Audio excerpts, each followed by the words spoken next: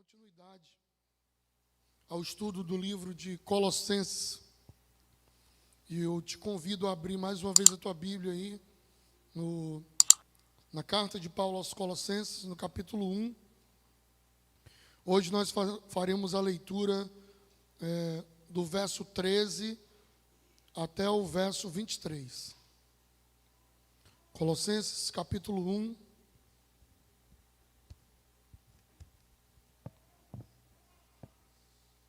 Dos versos 13 ao 23. Diz assim o texto: porque ele nos libertou do domínio das trevas e nos transportou para o reino do Filho do seu amor, em quem temos a redenção, a saber, o perdão dos pecados. Ele é a imagem do Deus invisível, o primogênito sobre a criação, pois nele foram criadas todas as coisas, nos céus e na terra, as visíveis e as invisíveis, sejam tronos, sejam soberanias, poderes ou autoridades. Todas as coisas foram criadas por ele e para ele. Ele é antes de todas as coisas e nele tudo subsiste. Ele é a cabeça do corpo, que é a igreja, e o princípio e o primogênito entre os mortos, para que em tudo tenha uma supremacia, pois foi do agrado de Deus que nele habitasse toda a plenitude, e por meio dele reconciliasse consigo todas as coisas, tanto as que estão na terra, quanto as que estão no céu, estabelecendo a paz pelo seu sangue derramado na cruz. Antes, vocês estavam separados de Deus, e na mente de vocês eram inimigos por causa do mau procedimento de vocês. Mas agora, ele os reconciliou pelo corpo físico de Cristo, mediante a morte, para apresentá-los diante dele santos, inculpáveis e livres de qualquer acusação, desde que continuem alicerçados e firmes na fé, sem se afastarem da esperança do Evangelho, que vocês ouviram e que tem sido proclamado a todos os que estão debaixo do céu. Esse é o Evangelho do qual eu, Paulo, me tornei ministro. Vamos orar. Senhor, muito obrigado, Pai, por essa noite e obrigado por Tua palavra. Eu te peço que o Senhor fale conosco, que nós possamos entender a Tua palavra e que ela venha cumprir o propósito a qual o Senhor deixou para cada um de nós. Em nome de Jesus, amém. Meus irmãos, este ano, na Conferência Vozes, que é durante o aniversário da igreja, nós vamos falar sobre alguns inimigos, alguns desvios que podem trazer prejuízos à identidade da igreja. E isso nós vamos fazer analisando a carta de Paulo aos Colossenses. E por isso nós já estamos nos antecipando e estudando a carta. E eu falei na mensagem introdutória dessa série, eu falei um pouco sobre a carta aos Colossenses e quem eram eles e algumas ameaças que existiam. Mas hoje, para falar desse trecho aqui da palavra do Senhor, o tema que eu gostaria de falar com os irmãos hoje é sobre a supremacia de Cristo para o mundo e para a igreja. Eu gostaria de meditar nesses versículos hoje e, à luz desses versículos, analisar sobre o tão superior, a maneira, o que Cristo fez por nós é tão maior, é tão melhor do que qualquer coisa que nós pudermos pensar. Como eu falei para os irmãos, a igreja de Colossos estava sendo ameaçada. Ameaçada para perder a sua identidade. E o líder daquela igreja, Epáfras, vai até Paulo pedir ajuda. Uma das principais ameaças que aquela igreja estava sofrendo era de um grupo que eram filósofos, que eram pensadores e que tinham se convertido e que estavam fazendo parte daquela igreja. Se os irmãos lembrarem, a igreja primitiva, ela sofre inicialmente 2 ataques. O primeiro ataque que a igreja primitiva sofre é o legalismo religioso. Esse foi que veio do judaísmo, e aí vinha com aquele peso dos líderes religiosos, fariseus, saduceus. Eles viam e eles traziam uma carga religiosa de legalismo terrível sobre a vida da igreja. Mas, vencido o legalismo, e Paulo escreve contra eles, principalmente na carta de Gálatas, que ele fala contra esse negócio da igreja querer ser uma igreja judaica, da igreja querer seguir princípios lá do judaísmo. A igreja começa a sofrer um outro ataque agora do gnosticismo. Talvez no início do século II da igreja, a igreja começa a ser atacada com o gnosticismo. Ele começa a se infiltrar dentro da igreja, já no século I, no século I, e no século II vai se intensificando, até no século IV ser feito um concílio e ser declarado o gnosticismo como uma heresia. Mas até então o gnosticismo estava presente dentro da igreja. E o interessante é que o gnosticismo, ele não negava a obra de Cristo. O grupo dos gnósticos, a palavra gnose vem de conhecimento, né, de sabedoria, de um conhecimento maior. E esse grupo, eles não negavam a obra de Cristo. Eles falavam, olha, a obra de Cristo, maravilhosa. Esse grupo dizia ainda assim, a obra de Cristo, maravilhosa. Os ensinamentos de Moisés, maravilhosos. Vocês devem seguir as obras de Cristo e os ensinamentos de Moisés. Mas o grupo dizia, já muito baseado nos pensamentos daquele filósofo Platão e talvez de alguns estudiosos depois dele, que continuaram com a sua teoria. Ele tinha um pensamento, uma teoria, que fazia uma separação entre o real, né, a matéria real, e o imaginário. Para Platão, o imaginário sempre é melhor do que o real. Por exemplo, eu penso num copo, e o meu pensamento de um copo d'água é perfeito. Mas quando eu materializo ele se torna imperfeito. Por isso que às vezes a gente fala assim, né? O amor platônico, você já ouviu essa expressão? Né? Vem desse momento que é o quê? É um amor que a gente idealiza ele maravilhoso, lindo, mas quando ele vai se materializar, ele não é tão bom assim. Vem dessa ideia. E os gnósticos estavam envolvidos com esse pensamento. E o que eles negavam? Eles negavam uma separação entre o espírito e a matéria. E eles diziam, então, que a matéria do homem é ruim, não presta, e não tem nada bom da matéria do homem. E que ele tinha, então, que sacrificar ou causar dores à sua matéria, porque o que era bom era o espírito. E isso parecia ser simples, mas trazia uma heresia para dentro da igreja, que era deixar de acreditar que Jesus Cristo tinha vindo em matéria aqui na terra. De maneira sutil, eles diziam, os ensinamentos de Cristo é legal, os ensinamentos de Moisés é legal, mas esse Cristo que veio aqui na terra, ele não é perfeito, porque tudo que nós trazemos para o físico fica ruim. O ideal é só o mentalizado. Então o ideal só é o Deus mentalizado. Era isso que eles começaram a trazer. E eles traziam isso, esse pensamento, eles negavam que o Deus vivo tinha encarnado aqui na terra, que ele tinha tido corpo, que ele tinha sido tentado, que ele tinha vencido a morte.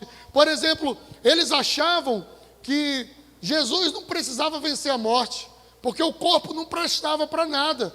Então não precisava vencer a morte, era o Espírito era suficiente. E, na verdade, a palavra de Deus diz que se Jesus tivesse morrido e não tivesse ressuscitado, em vão seria a nossa fé, em vão seria a nossa pregação, ela não teria sentido. Então, de maneira sutil, eles negavam algumas coisas da obra de Cristo, e eles diziam que, além de acreditar em Cristo, em Moisés, e algumas coisas que eram importantes, eles diziam do gnós, que é do conhecimento, que existia um conhecimento secreto, revelado só para algumas pessoas, e isso era que ia levar você para o céu. E aí a igreja ficou confusa. Existe um ensinamento secreto, será? Eles diziam que existia um espaço chamado pleroma. Essa pleroma era um espaço entre nós e Deus. Então eles diziam que entre nós estamos aqui, Deus está lá no céu. Entre esse espaço é o pleroma. Nesse espaço os gnósticos diziam que eram habitados por íons, ou seres celestiais, que eram anjos. E eles diziam então que entre nós e Deus tinha um pleroma, aqui estariam os anjos, e que nós deveríamos adorar esses anjos, fazer coisas para esses anjos, para que nós pudéssemos ter um relacionamento com Deus. E aquela igreja estava confusa, não sabia mais em quem acreditar. E aí o pastor da igreja sai de lá, vai lá em Roma, fala: Paulo, olha, está acontecendo isso, e o povo está ensinando isso, está desse jeito, e o que eu faço? E aí Paulo escreve essa carta para combater esse ensinamento errado, terrível, que estava lá. Então, esses versículos que lemos, Paulo vai falar sobre a pessoa e a obra de Cristo. E como a pessoa e a obra de Cristo é superior a tudo o que os colossenses poderiam imaginar e a tudo o que os gnósticos estavam dizendo. Então ele começa dizendo aqui, no versículo 15, ele é a imagem do Deus invisível. Ele, isso no 15, no 13 ele começa dizendo, pois ele nos resgatou. Então vamos lá, vamos primeiro saber quem é esse ele. Lá no 15 ele fala, ele é a imagem do Deus invisível. No versículo 13 ele diz, pois ele nos resgatou do domínio das trevas. Ele quem? No versículo 12 ele vai dizer, dando graças ao Pai, porque o Pai os tornou dignos da luz. Aí ele pega e diz, porque ele, o Pai, versículo 13, nos tirou, nos resgatou, nos libertou do domínio das trevas. Olha só o que ele diz, porque ele nos libertou do domínio das trevas. Aqui, irmãos, é interessante a gente falar sobre isso, porque de maneira majoritária, esse texto é entendido assim, domínio das trevas, o cara que está preso por Satanás. A maioria das pessoas, quando lê esse texto, fala, não, olha, o fulano estava na bebida, na prostituição, estava vivendo a vida de adultério, aí o Senhor tirou ele do domínio das trevas. Seria uma boa interpretação, e se existe alguém que pode libertar do adultério, da prostituição, da bebedeira, da droga e de tudo mais, é o Senhor. Ele faz isso. Mas nesse texto aqui, quando ele está falando desse domínio das trevas, essa treva aqui, ele está falando de ausência de luz, as trevas. E a revelação de Cristo é a luz. Ele vai dizer, eu sou a luz do mundo. Ele vai dizer, lâmpada para os meus pés é a tua palavra, luz para o meu caminho. Quando ele diz aqui que ele, o Pai, nos tirou, nos resgatou, nos libertou do império das trevas, ele está dizendo que ele nos tirou do lugar sem luz, ele nos tirou do lugar do engano, ele nos tirou do lugar fora do controle, ele nos tirou do lugar da ignorância sem Deus, ele nos tirou do domínio de trevas. E aí ele diz, e nos transportou para o reino do Filho do seu amado. Então, quando ele diz aí, olha, eu te tirei da ignorância, eu te tirei da falta da revelação de Deus, eu te tirei da falta da luz de Deus, e eu levei você para um lugar de luz, eu levei você para um lugar de esclarecimento, eu levei você para um lugar mais alto. Ele diz, olha, eu transportei, por quê? A luz nos trouxe, a luz que é Jesus, nos tira das trevas. Jesus é a luz do mundo, e Ele nos tira dos olhos cegos, Ele nos tira da vida escura, Ele nos tira da vida perdida. Jesus, Ele nos tira do domínio, do domínio de todo o mal que estava sobre a nossa vida, trazendo luz sobre nós. E quando Ele traz luz sobre nós, Ele não só nos tira do império, mas Ele nos transporta. Ele me pega e me leva para outro lugar. E que outro lugar é esse? Para o reino do Filho do seu amor. Então, Jesus é a luz. A luz nos tira das trevas. A luz nos tira do domínio das trevas. E ela nos leva para ser cidadãos do céu. Ele nos tira de toda dor, de toda morte. Ele fala, olha, versículo 13, porque Ele, o Pai, nos resgatou do domínio das trevas e nos transportou para o reino do Filho do seu amor. Então você não só foi resgatado, como você, em vida, foi levado para a glorificação em Deus. Ele não vai levar daqui um dia, Ele não vai levar daqui um ano, Ele não vai levar no final dos tempos, porque Ele fala que Ele morreu para que nós tenhamos a certeza da vida eterna. Ele morreu para que nós tenhamos a vida eterna, não é para nos dar um dia, é para receber hoje a vida eterna. E eu e você fomos tirados do domínio das trevas e fomos resgatados para ser levados para o reino de Deus. E isso é maravilhoso, irmãos, porque aqui ele já apresenta três coisas. Nele, em Cristo Jesus, Deus, através do sangue de Jesus, Ele nos liberta das trevas e nos leva para o seu reino. Primeira coisa, nos liberta das trevas e nos leva para o seu reino. Mas depois ele diz no versículo 14, nele temos a redenção. E ele diz ainda no 14, nele temos, além da redenção, nós temos a remissão. Ele usa dois termos, remissão e redenção. Como esses dois termos eram usados no Antigo Testamento?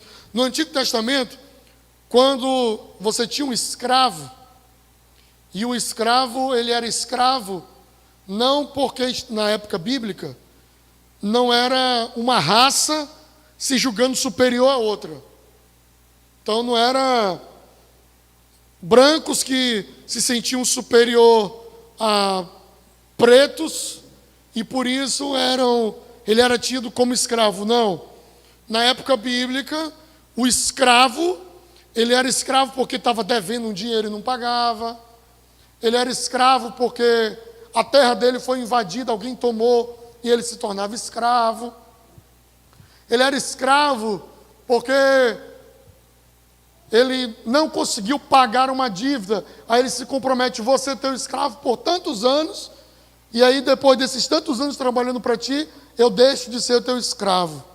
E aí no Antigo Testamento eles usavam o termo remissão, para dizer assim, o fulano era escravo, mas ele já pagou tudo o que ele devia. Como ele já pagou, ou alguém pagou por ele o que ele devia, esse escravo recebeu a remissão. E o que isso significava? Que ele deixava de ser escravo e passava imediatamente a ser livre. Então, quando Paulo escreve a carta aos Colossenses, ele fala, eu te liberto do domínio das trevas e te levo para o céu. Mas não foi só isso. Eu te dou a remissão. E o que seria a remissão? Se você tinha alguma dívida, se tinha alguma dívida contra a sua vida, se você devia alguma coisa para Deus, se você devia de fazer algo para Deus, se você estava em falha com Deus, o Senhor pagou a tua dívida, cravando lá na cruz e nos libertando, pagando todo escrito de dívida que era contra mim e contra você. Isso significa o quê? Remissão. Não deve mais nada. Mas ele não falou só remissão. Ele disse, tirou do império, levou para o céu, deu remissão, mas ele disse também que dá redenção. E o que é a redenção? A redenção no Antigo Testamento foi aquele ato que o povo de Deus estava escravo no Egito há 430 anos. Deus levanta Moisés para ser o libertador daquela escravidão. Ele vai lá, fala com Faraó, Faraó não liberta, ele ora, vem as 10 pragas, na última praga, o povo sai todinho, homens, mulheres, meninos, comida, animais, tudo que eles tinham. Só não levaram a casa na cabeça, mas é daqueles que até as lâmpadas, né, se tivesse, levava. Saíram com tudo, não ficou animal, não ficou nada. E quando saíram com tudo, o Senhor disse que ali aconteceu a redenção. Que era o quê? A saída do cativeiro e tendo direito de levar consigo tudo o que tinham perdido no período de escravo. Isso era a redenção. Portanto, Paulo, quando fala aos Colossenses, ele nos tirou, nos libertou do império das trevas e nos transportou para o reino do Filho do seu amor. Foi a primeira coisa. Mas a segunda coisa, ele nos deu a remissão. Ou seja, se eu e você devíamos alguma coisa para Deus, porque para o diabo ninguém deve nada não, viu, irmãos? Tem esse negócio, eu dei legalidade para o diabo, não. O meu negócio é com Deus.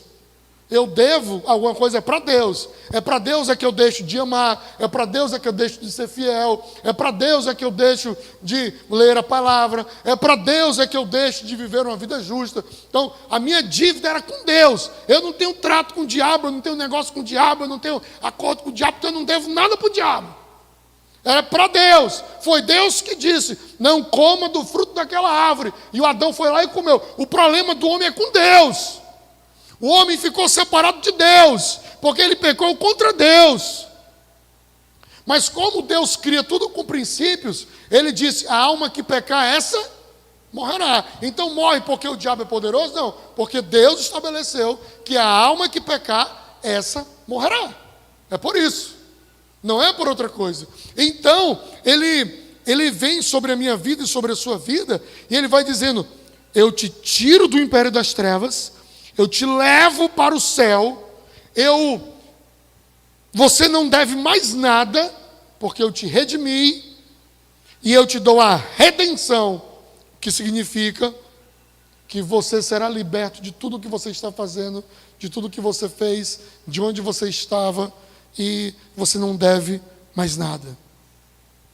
O que Paulo estava dizendo àquela igreja é que Cristo é tudo e suficiente para tudo em nossas vidas. Tudo. Quando ele diz que ele nos libertou, nos transportou, que ele nos remiu e que ele nos deu a redenção, ele está deixando claro: ei, Cristo é tudo para todos. Tudo que eu preciso está em Cristo. Tudo que você precisa é de Cristo. E ele estava combatendo o que? Lembra que eu disse que eles falavam que entre o homem e Deus tinha os íons, que eram os espíritos ministradores, os anjos, e que você ficava fazendo coisas para os anjos para chegar a Deus? Ele estava dizendo: não, você não precisa adorar anjo, não. Você não precisa pagar coisas para pessoas, não.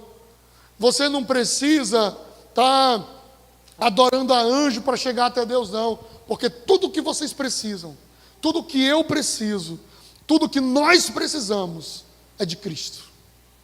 Tudo. Não precisamos de mais nada. Ele é tudo em todos. Ele é tudo em nossas vidas. Ele é tudo e é suficiente para tudo. Tudo. E aí Paulo continua, depois de falar que Cristo é tudo e suficiente para todos, ele fala, e tem mais: Cristo é o Criador de todas as coisas. Versículos 15 a 17, ele diz: ele é a imagem do Deus invisível, o primogênito sobre toda a criação, pois nele foram criadas todas as coisas, nos céus e na terra, as visíveis e as invisíveis, sejam tronos, soberanias, poderes ou autoridades. Todas as coisas foram criadas por ele e para ele. Ele é antes de todas as coisas e nele tudo subsiste. Paulo vai dizer à igreja de Colossenses: ei, Cristo é o Criador de tudo o que existe. Ele é soberano. Não existe algo ruim. Lembra que eu disse para os irmãos que eles achavam que toda matéria era ruim? Baseado no pensamento de Platão, que tudo que é idealizado de maneira real na matéria era um reflexo de algo bom e que na verdade não era o que realmente era bom. Então eles estavam querendo negar que Cristo era maravilhoso e que Cristo era tudo. Ele falou: ei, não, Cristo é o Criador, Ele é a supremacia, Ele é soberano na criação, em todas as coisas. Interessante quando ele diz aqui, Ele é a imagem do Deus invisível. Ele está dizendo aqui que Ele é exatamente como o Deus invisível. E além disto, Ele está dizendo, Ele é o primogênito de toda a criação. Esse primogênito tem a ideia do primeiro, né? Mas aqui ele não está falando dele ser o primeiro, mas ele está trazendo a ideia que o primogênito é quem? É aquele que tem direito, na cultura judaica lá, a toda a herança.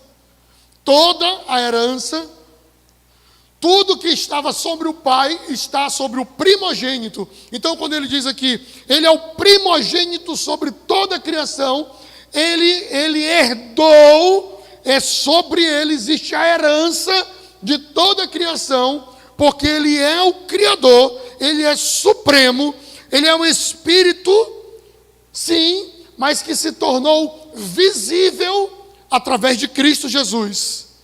Ele é o herdeiro, não só o primeiro, mas ele está dizendo, olha, esse Deus, esse Cristo, até os anjos que vocês dizem que existem aí, e que levam vocês até Deus, até os anjos quem criou foi Ele. Tudo que existe quem criou foi Ele. Então ele disse primeiro, Ele é tudo em todos, e suficiente para tudo, mas também ele estava dizendo para toda a criação, que Ele era o autor da criação, maior do que anjos, maior do que principados, maior do que potestades, maior do que qualquer outra coisa. Ele estava dizendo que era o Senhor. E não é só isso, ele continua dizendo, ele disse, ele é maior do que tudo, ele é maior na criação, mas ele também diz, ele é maior na igreja. Na igreja não tem nada que seja maior do que Cristo. Não tem nada que seja melhor do que Cristo. Ele diz aqui, no versículo 18, ele é a cabeça do corpo, que é a igreja.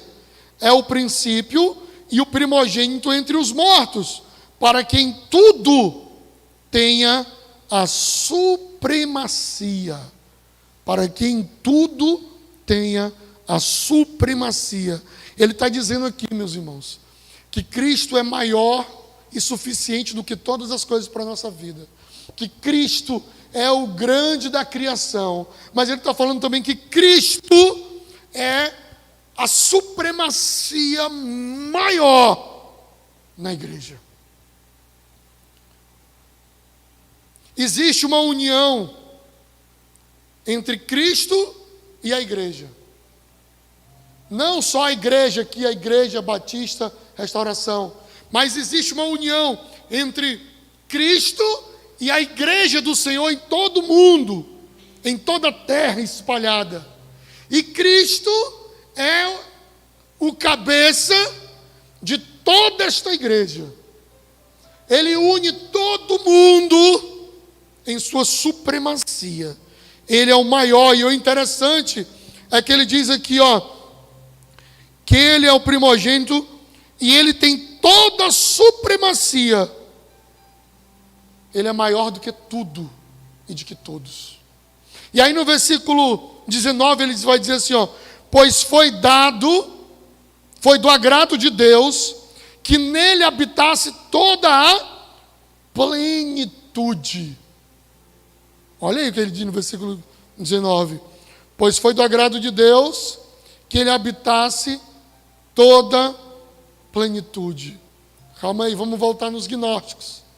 Os gnósticos falaram que entre o homem e Deus tinha um espaço chamado pleroma. Lembra? E no pleroma estavam os íons. E a gente tinha que adorar esses íons para chegar até Deus.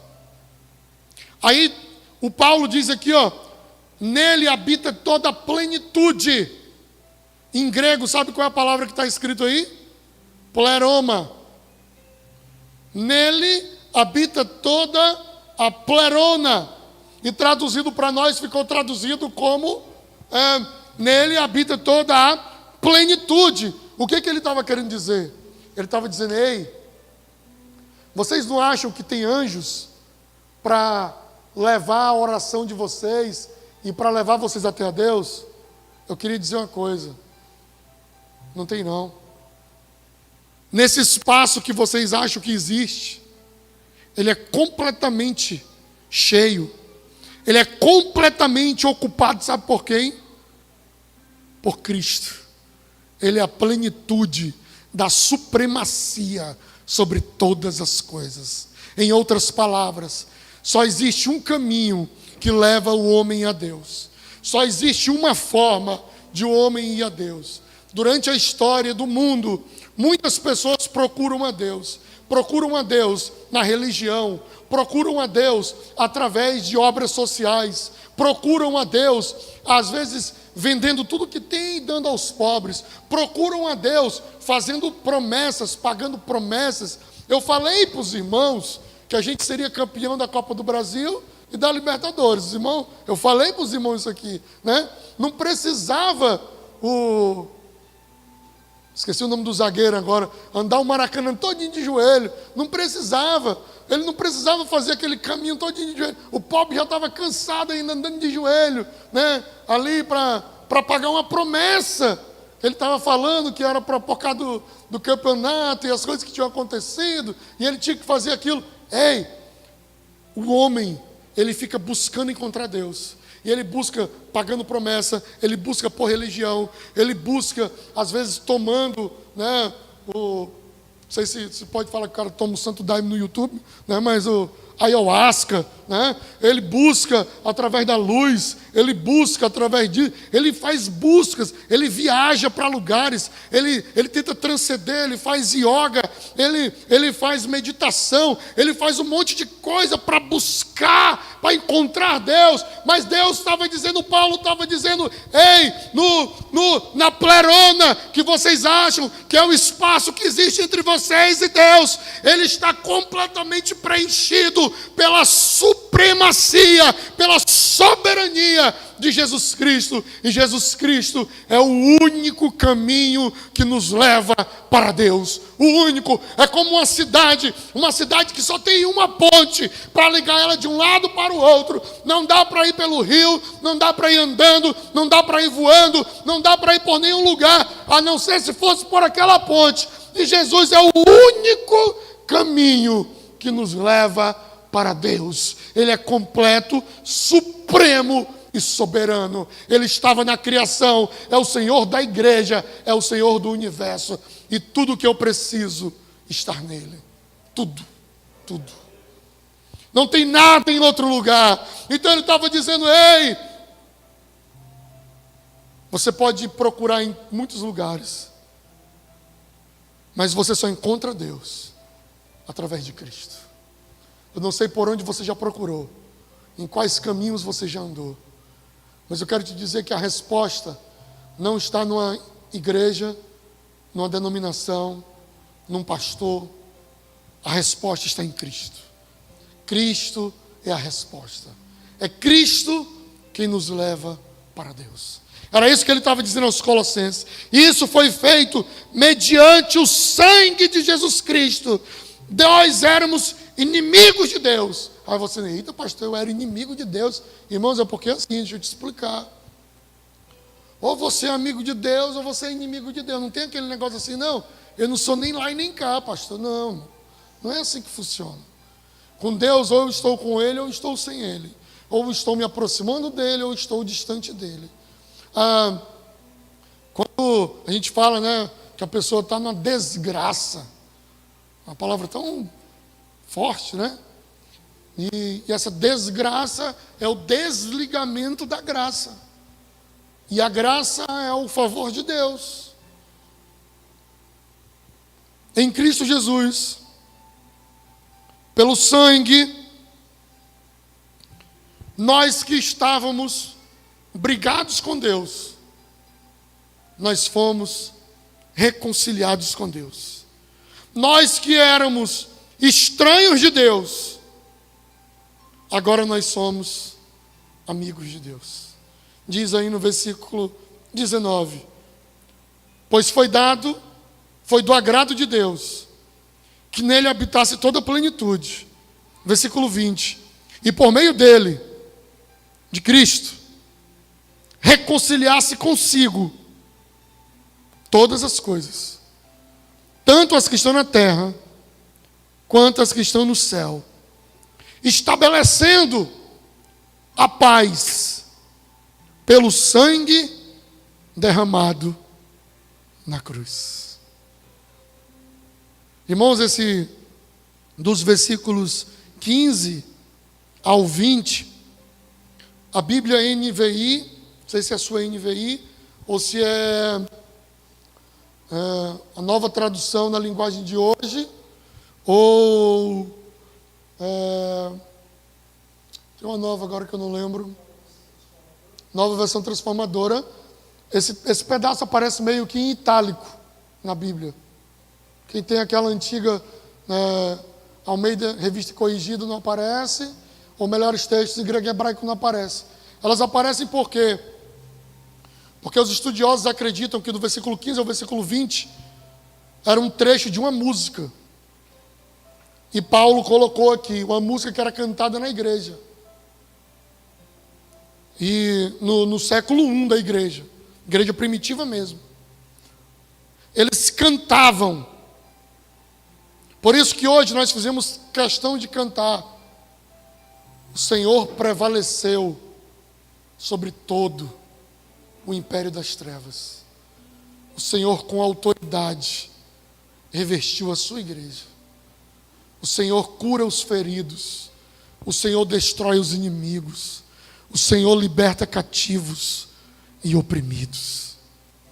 É por isso que nós fizemos de cantar hoje aqui com a igreja essa canção e dizer que o Senhor prevaleceu, e Ele prevaleceu aqui, e Ele nos reconciliou, e agora eu tenho algo maravilhoso para te dizer. Esse Deus que te tirou das trevas e te levou para o céu, esse Deus que te redimiu, esse Deus que te trouxe a remissão do teu pecado, esse Deus que é o Senhor da criação, esse Deus que é a supremacia da igreja, esse Deus que é tudo o que nós precisamos. Eu quero te dizer que esse Deus, Ele não é teu inimigo, que esse Deus, Ele não é brigado contigo, que esse Deus não é um estranho para você. Esse Deus é por ti, Ele caminha do teu lado, Ele é o teu amigo, Ele não é teu adversário, e Ele vai te levar para viver eternamente com Ele no céu. Eternamente. Você não tem que achar, eu estou com medo de Deus, eu estou com medo de Deus, ai meu Deus, como é que vai ser? Não, ei, Ele é teu amigo, Ele é teu Deus. Vocês não estão brigados, vocês estão reconciliados. E quando Ele olha para mim e para você, sabe o que Ele diz? Dos teus pecados eu já não me lembro mais, porque eu joguei todos eles no mar do esquecimento. E não foi porque Ele é um velhinho esquecido, é porque Ele te redimiu, é porque Ele pagou o preço por tua vida e por minha vida, e nele nós temos a remissão e a redenção. Nele, por Ele, é por Cristo que nós temos tudo. Versículo 21, antes vocês estavam separados de Deus, na mente de vocês estava separado, a minha mente me acusava, eu não sou digno, Senhor, eu não mereço. Antes eu estava separado. Versículo 21, eu era inimigo por causa do mau procedimento. Versículo 22, mas Ele os reconciliou. Ele os reconciliou pelo corpo físico. Vocês acham que a matéria não presta, mas a matéria foi criada por Cristo, e ela é linda também, ela é maravilhosa e real, e vocês foram reconciliados pela matéria. Cristo veio ao mundo, derramou o sangue e morreu pelo pecado de vocês, mas ressuscitou ao terceiro dia, e vive e reina para sempre. E agora, mediante a morte, versículo 22, Jesus nos apresenta diante de Deus como santos, inculpáveis e livres de qualquer acusação. Diga assim comigo: santo, inculpável e livre de qualquer acusação. É assim quando Deus chega, Jesus chega na presença de Deus, Ele apresenta eu e você. Ele fala: está vendo ali o fulano de tal? Santo, livre de qualquer acusação, inculpável. Mas Senhor, eu, um pecador, o Senhor está falando da pessoa certa mesmo, não é outro Breno não, é porque eu morri a tua morte, e eu paguei o preço pela tua remissão. É isso que o Senhor fez, por mim e por você. Só tem uma coisa, irmãos, o versículo 23, o Senhor vai nos apresentar santos, o Senhor vai nos apresentar inculpáveis, o Senhor vai nos apresentar livres de qualquer acusação, desde que. Mas agora, volta no 22, por favor, Vitor. Mas agora Ele nos reconciliou pelo corpo físico de Cristo, mediante a morte, para apresentá-los diante dele santos, inculpáveis livres de qualquer acusação. Agora olha o 23. Desde que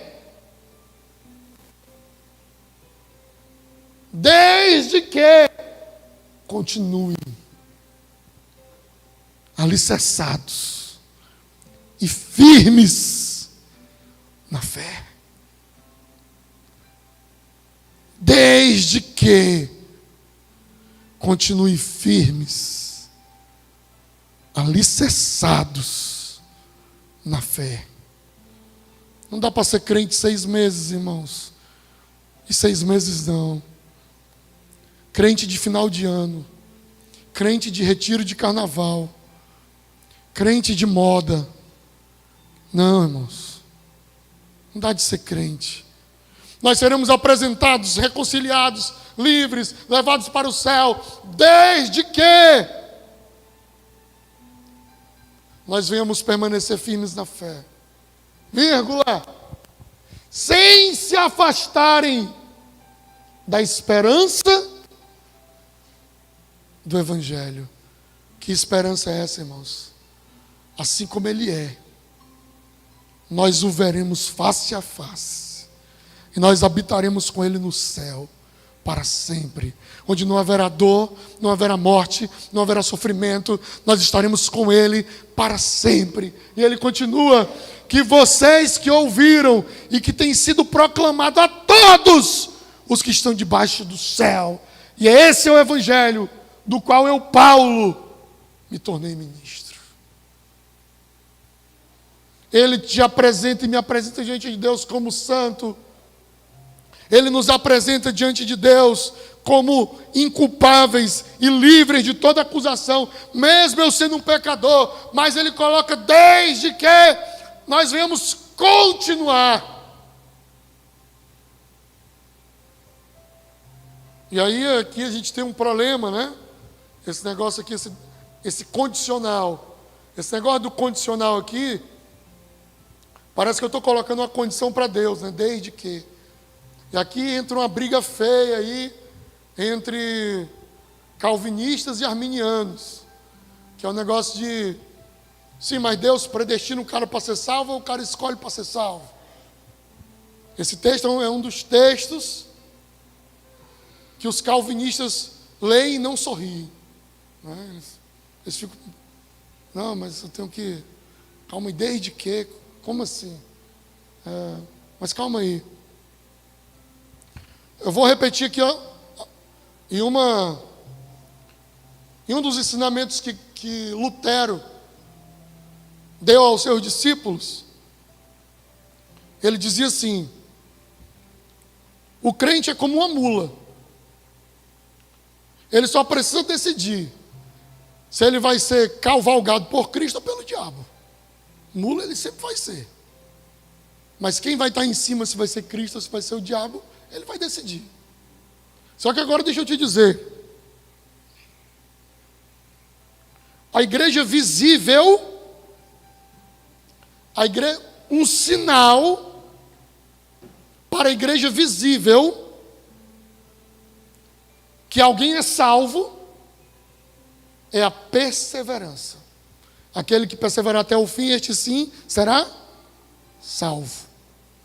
Um sinal para a igreja visível que alguém é salvo é a perseverança.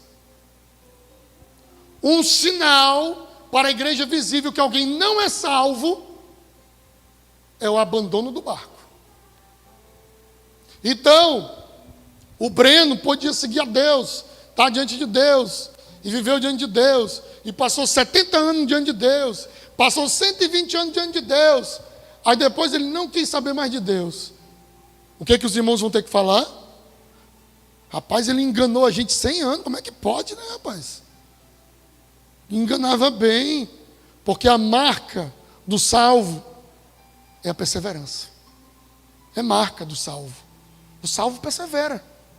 O salvo continua. Ele não tem motivo para continuar. Ele não tem motivo. Legal, eu estava no supermercado hoje, aí eu acho que o cara que controla o som tinha ido para o encontro ou para um culto, não sei. Era só louvor, irmão, no supermercado hoje. Ó. E aí estava tocando aquela música, Jó, como pode ainda adorar, se não tem motivos para cantar? Abandona esse Deus e morre. Né? E aí, fiquei pensando, né, na letra dessa música.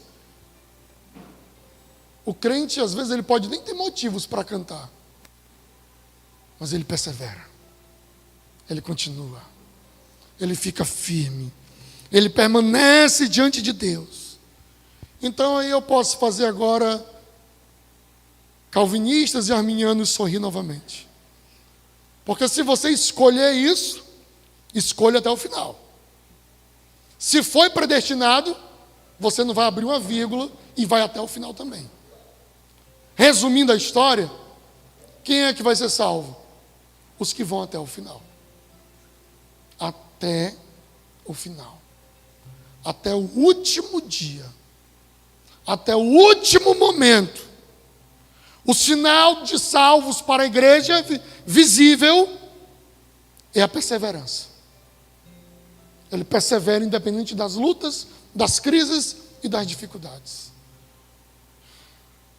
E hoje que nós falamos sobre a pessoa e a obra de Cristo Jesus, a sua supremacia sobre a criação, sobre a igreja,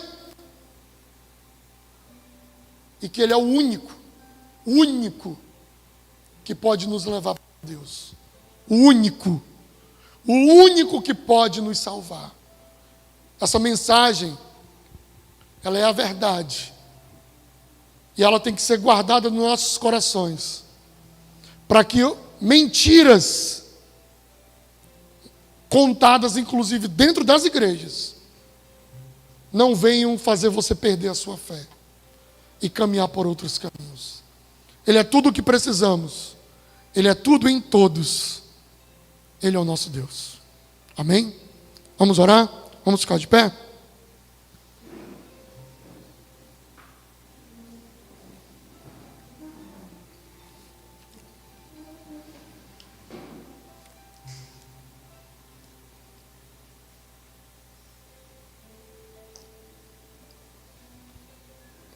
Feche os teus olhos por alguns instantes.